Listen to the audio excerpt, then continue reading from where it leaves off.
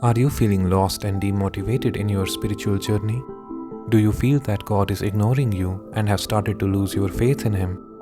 Have you started to believe that whole of the spirituality is a lie? If your answer to any of the previous questions is yes, then this video is a must-watch for you. In this video, Paramahansa Yogananda will explain what to do when you are on the verge of giving up your spiritual practice and about to lose your faith in God. This video will guide and motivate you to make huge advancements on your spiritual journey and reveal the important pointers that every spiritual seeker and lover of God should be aware of. So without any further ado, let's get started. In worldly ambitions, there is always an element of uncertainty. Some people spend year after year trying wholeheartedly but unsuccessfully to make money. But in the spiritual path, no wholehearted devotee is ever unsuccessful. His labors are never in vain. When you plant a seed in the ground, you must not take it out every day to see if it is germinating. You will only hamper its growth. So it is with the seeds of your spiritual efforts. Once they are planted, leave them there and tend them carefully. The greatest enemy of divine realization is the body. It becomes easily tired and wants to give up. A true devotee never relaxes his effort nor admits the supremacy of the body. Continuous vigilance is required. We must believe against all seeming odds that God will come. Even an agnostic who thinks that there is little likelihood that God exists, but who perseveres in the search for Him, he will ultimately find Him.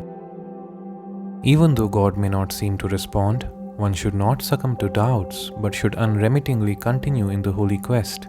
Perseverance is the whole magic of spiritual success. If the Lord responded easily and openly to all the devotees' prayers for divine illumination, all men would immediately seek Him, not for love of Him, but for the illimitable rewards. When God is made to feel that He is not first in the devotee's heart, He stands aside.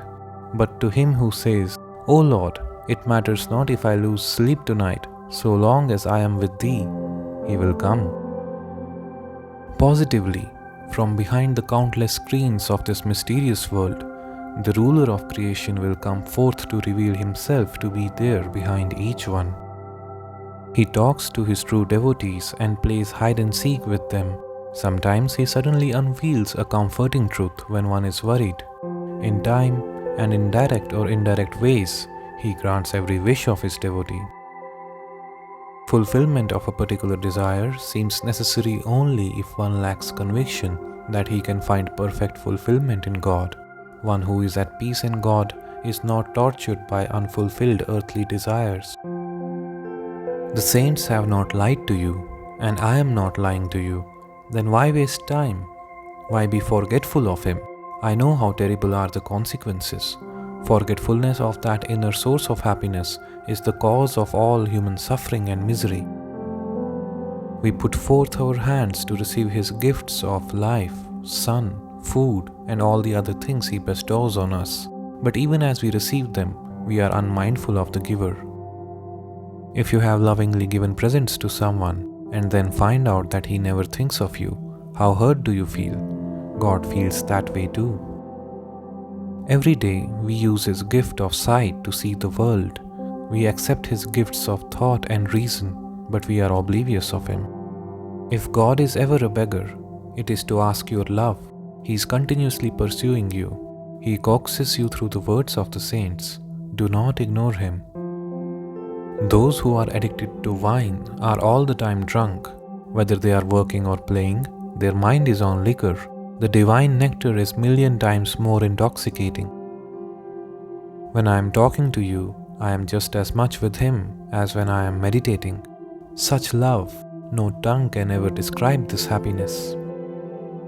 If you follow the spiritual laws, the result is certain. If the result doesn't come, find fault with your effort. Intensity in all your religious practices is the only way. Those who don't meditate regularly and deeply are restless whenever they meditate and give up after a short effort. But if you make a greater effort day by day, the ability to go deep will come. Get busy now. Time is passing, and one day the fearful realization will come that life has gone by as though in a twinkling, and still he has not been found. Let no day pass without your having made an effort to meditate on God. Soon, surprisingly, little effort will be needed. Great happiness comes to the devotee who is steadfast. Without unquenchable enthusiasm, nothing can be gained. It is not what you hear that redeems you, but what you do with what you hear. Many hear what they should do, but only few act upon it. Don't paralyze your determination. When you know a thing is right, why shouldn't you go after it? Why shouldn't you cry for the Lord until the skies are shaken with your prayers? Surrender to Him completely and never doubt Him. I don't want people to think that they can attain realization simply by listening to others or by reading books. They must practice what they read and hear. Remember, it is the naughty baby who gets the mother's attention. The easily pacified infant is soon satisfied with toys. But the naughty baby wants the mother only and goes on crying until she comes. Cry until the Divine Mother comes. The Divine Mother is most anxious to have you back with her, but first you must prove to her that you want her alone. You must cry urgently and unceasingly. Then she smiles and is with you instantly. Divine Spirit has no partiality. The Mother loves all. I see the effect on people who have gained a little human love or a little money, how happy they are. But if they could see what strength, what joy, what love is in the Divine Mother, they would fly away from all else. God is so real to His devotees. Every word they have said about Him is true, but His play is shrouded in mystery. Your seeking must be continuous. You cannot summon God by a little cry. It must be unceasing and not quelled by toys of money, fame, and human love. When your desire is only for Him, He will come. Then your lessons in the world are finished. You are filled evermore with the joy of the infinite. Says Krishna in the Gita, "He who works for me alone, who makes me his goal, who lovingly surrenders himself to me, who is free from worldly attachments, who bears ill will towards none, beholding me in all, he enters my being." Many thanks for watching the video. If you are new to the path of Kriya Yoga, we recommend you watch this video containing the simple introduction of Kriya Yoga for beginners. If you like our videos, please don't forget to subscribe and press the bell icon.